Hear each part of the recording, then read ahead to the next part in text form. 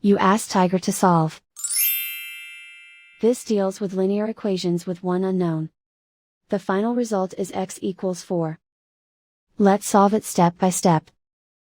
Simplify the expression. Find the greatest common factor of the numerator and denominator. Factor out and cancel the greatest common factor. Swap sides. Isolate the x. Multiply both sides by 10. Group like terms. Multiply the coefficients. Simplify the fraction.